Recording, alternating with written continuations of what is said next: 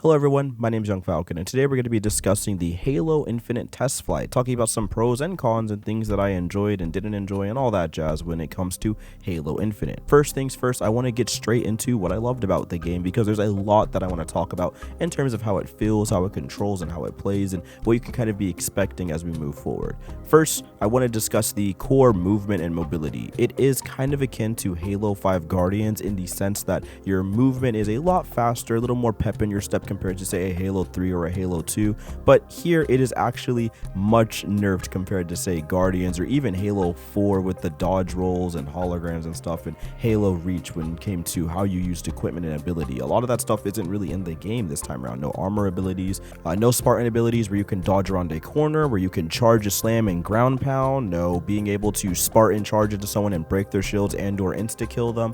All that stuff is gone, thankfully, and it makes the gameplay feel a lot more grounded in this sense, because you don't just want to be running around the map sprinting because you'll pop up on radar and everyone will see where you're at and just maul you to death, but you do want to finally utilize some of that regular walking speeds. And because there's no get it to jail free cards like a dodge mechanic or a Spartan charge or whatever it may be, where you could just sprint around the map haphazardly and run into people like Halo 5, now there's some stuff to scale it back and make it a lot more balanced, which I really enjoy. So Infinite's gameplay loop is kind of akin to a beautiful fusion of Halo 5 Guardians, which is the stuff I did like, which was the movement, the standard sprinting and stuff like that, and Halo 3 with its equipment, which is another great thing that I really enjoy, with things like the drop wall, which is a kind of bubble shield-esque barrier that you can throw up to shoot through and take down opponents, but they can also shoot back at it and break one of the squares eventually and reveal either a piece of your head or your leg or whatever maybe you're standing behind the drop wall and start chipping at you. So you got to find tactical ways to utilize it where it's going to take them a while to break that drop wall, but you can get a drop on them before it can break,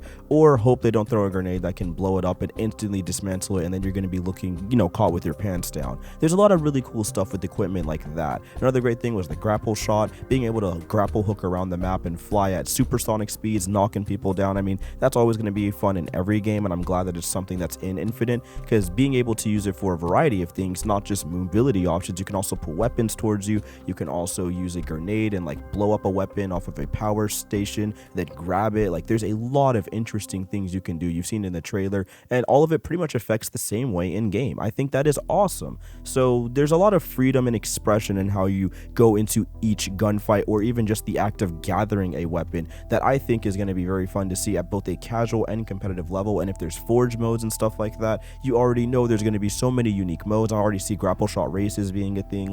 There's going to be a lot of interesting stuff done with these mechanics, so I'm looking forward to seeing what you guys are going to come up with in terms of equipment stuff changing, like how you can pick up overshield now and I guess kind of plant it into yourself and hold on to it for last minute scenarios. So you're getting lasered, you dip behind a corner, and then you pop overshield and pop back out and kill some guys. Yeah, that's pretty fun. I think that finally adds some tactical stuff to the overshield and camouflage gameplay that we just aren't used to seeing in Halo. Now people could pop behind a corner with an active camo already enabled, pop that, watch a bunch of people run behind you, and then run up on them and get a triple kill. There's a ton of stuff that's going to be creative here, and I think it's a lot of fun. It adds a little bit of surprise to gameplay. It's going to add a ton of strategy to gameplay. I imagine in a competitive environment, being able to hold on to items and possibly even hog them if possible. I think that's going to be a fun time. So yeah, I think the core gameplay and the way the equipment's working and all the reworks they've done is a really great fusion of the mobility stuff that we do like in Halo Reach, 5, 4, etc.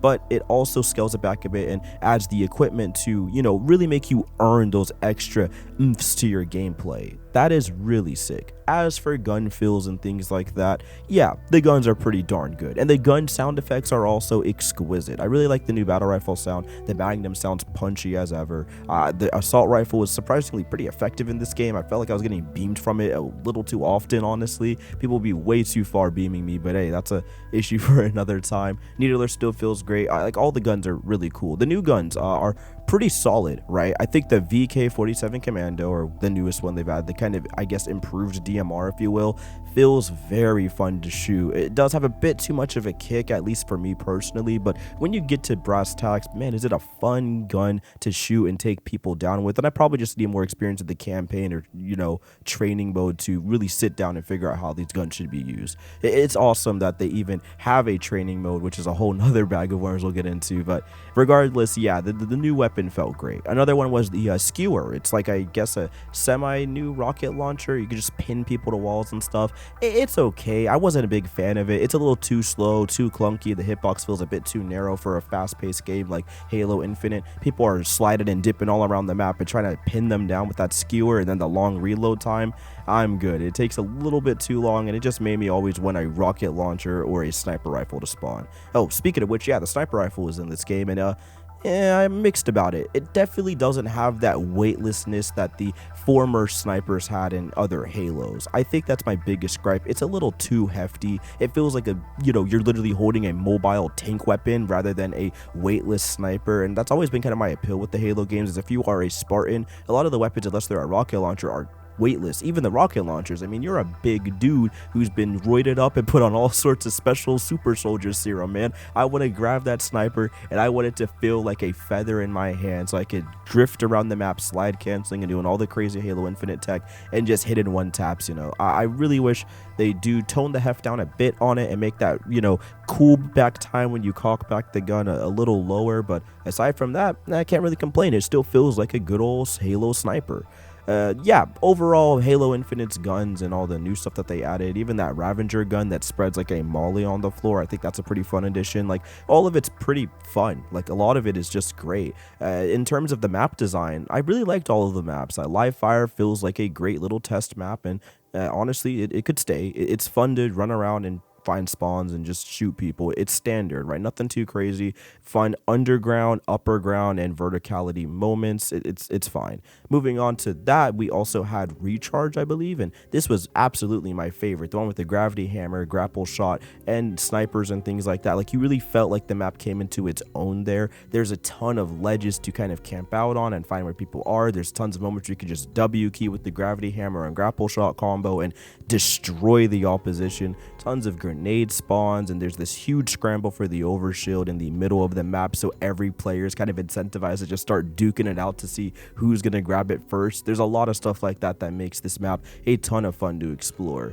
And then they dropped my least favorite map of the entire beta, which was Bizarre. I just found it bizarre, no pun intended, that not much could really be done here. It really just felt like a two-sided kind of map. You spawn, you go to the top, and you guys just trade magnum pistol shots or assault rifle shots pretty much the entire time until a power weapon spawns, and then you guys send one of your teammates over to go grab it, and then they don't. Or if they are, getting blown back on the top level, they'll just go camp in one of the bottom buildings and just sit there with shotguns and grenades and whatever and just wait for people to come in and funnel in. And it just got kind of boring. I don't feel like there was a lot of tactics that we could find yet in this brief moment we had with the test flight, and it easily became my least favorite because the entire map was literally just trading shots back and forth upon spawning, or accidentally spawning and someone spawn and then getting destroyed by the enemy opposition. So yeah, it wasn't the best tough times. Just my only gripe was that map. I know there's tweaking and I just need more time with it, so I'm not gonna knock the devs or say what they could change or anything. It's just a personal gripe. I just didn't really enjoy it.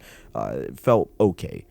Moving on, yeah, I thought Halo Infinite's multiplayer mode in terms of its pros were great. There's a lot of training options for you to practice with each weapon in the live fire range. There's a ton of really fun modes that they're already implementing. We're gonna have our objective-based stuff coming when the game comes out, and it's also nice that there's bots in the game this time too, so people aren't really too ready to go online and fight with real people, are gonna have a source to practice and get their feet wet to figure out if they even enjoy Halo Infinite's movement, mobility, and stuff of that nature. So yeah, I think that's all really great stuff. And when the floodgates finally opened, we played real people. I had no issues, no ping drops, no connection issues, no people rage quitting for the most part. It just felt great. And even if people left, from what I saw, new players joined so fast that it never really mattered. Yeah, Infinite's multiplayer was quite a breeze. I couldn't complain about a single thing. Everything worked for me. I don't know if you guys ran into any many issues when it came to connecting to real people, but for me, I ran into literally nothing. I played a good like 10 or 11 matches or something of that around that nature, and it was fine. Like, never ran into anyone that like lagged out or had any connection issues. My game never crashed there. Everything worked fine. I just got to play some Halo Infinite, and it was a good time. So overall, Halo Infinite's multiplayer, something I'm absolutely looking forward to in terms of, getting ready to sink my teeth in and play it. I'm actually just really excited to play a new Halo, and it feels great on the Xbox Series X. Now, as for the PC copy that I tried to play, I put a good 3 hours, if that, into it. And well, yeah, this is where everything starts, so buckle in. Now we got to get to the cons. So on the PC version, it just didn't work for me. I have a pretty okay build, pretty beefy one, a 2060, an i10, 32 gigs of RAM, right? Or i9, sorry, 10K, 32 gigs of RAM. Your boy's cooking, if you will. And I could not get this thing to run for the life of me. I literally could not get it to hit 60 FPS no matter what I tried. I turned off all my programs. I, shut down Google Chrome. I did everything in the back end. I made sure nothing was running except for my recording software and my game. Even without my recording software and just running the game on its own, it still would stay at a locked solid like 40 to 50 FPS. I went in the options to tweak some things that they recommended on Twitter, and even then I could not get above 50 FPS in 40 to 50 FPS range. It was pain. I couldn't play it, man. I literally couldn't play the beta. When it first came out, I run everything at like 1080p, so I don't, run into any 1440p issues. I do have a 1440p monitor, but I run everything at 1080p because, card's not really that powerful for 1440p quite yet, and even then still can't get the 120 hertz. I still couldn't get the hertz that I really wanted for this beta. I just wanted a smooth 120, and it just wasn't optimized for that. So trying to get anything optimized just didn't work. It was also extremely fuzzy and grainy when I first played it because of the resolution issues, I guess, unless I turned off the full screen borderless. And there's also no regular full screen. You can only full screen borderless. Like, I had so many issues trying to get this game to run on PC that I actually just ended up giving up on it and not playing the PC version at all, and spending the bulk of my time on the Series X version because it ran well. It still had field of view options, and of course it still ran at 60 FPS. Actually, it was the only way I could play the game at 60 FPS. So yeah, the PC version was just rough for me. So overall, the PC version was rough. I don't think it's anyone's fault. It's just Halo Infinite things. It's a test flight. They're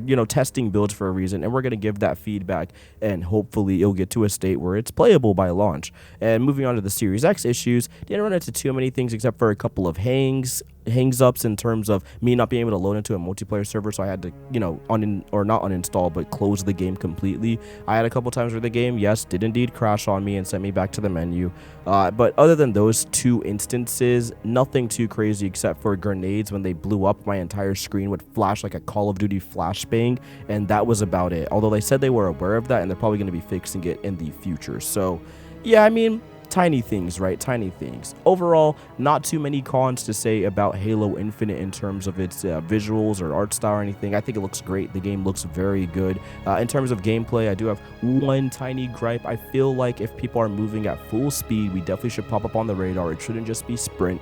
It leads to too many situations where people could just get the drop on you by running full speed, essentially, without sprint, and then one tapping you or doing whatever they need to do to get the kill. And I've definitely got the drop on that a couple of times. I think it's mainly because the sprint doesn't add too much in this Halo, in my personal opinion. You just run slightly faster, if you will. It's mainly just to get out of situations and get some mobility going or hop up to a ledge or whatever, but it's never for something you wanted to spam sprint throughout maps because you move pretty fast just running alone. So it's just my personal opinion. How could they change it? Again, I don't know. I'm not in depth with the game dev and knowledge and stuff like that. If I were to suggest anything, it'd either add the full sprint and keep it there, but if you're at full walk or full tilt on your stick, you pop up on people's radars, or make the walk speed a little slower if you don't want people popping up on radars or anything like that. That's the only two things that I could see being changed for that. Overall, yeah, that's my only gripes, man. Halo Infinite was a ton of fun to play. I really enjoyed it, even though we just spent most of our time fighting bots, and the bots felt great. The bots felt fun to fight. So I don't have too many gripes. I'm really looking forward to Halo Infinite on launch. I'm really excited to see what they're going to do next with the Halo franchise. I just want to end on one final note. I don't think we could expect this game dropping this year. The more I played it, the rougher it was. I mean, we don't even have loading screens. It was just the good old 3 black dots, We didn't really have too much in terms of armor customization, stuff that they really wanted to show off. And there's a lot of other things to me that felt like, yeah, this game is definitely probably a 2022. Like a lot of stuff that we played through and went through, it feels still a little rough.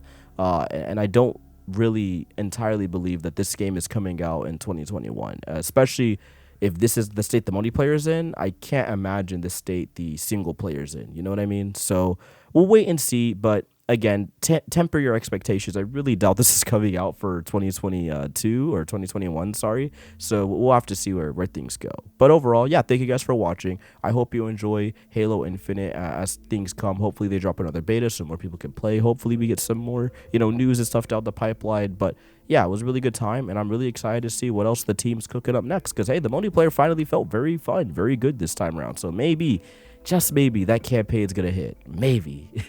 But until then, until either early next year or late this year, I will see you guys back with more Halo Infinite gameplay talks. And thank you so much for sticking with me. If you do enjoy the content and want to see more, please drop a like, comment, and subscribe. It really does mean a lot for the channel, and it goes a long way in supporting me. All right, thank you all so much again. Wish you all the best. Have a wonderful day. Peace.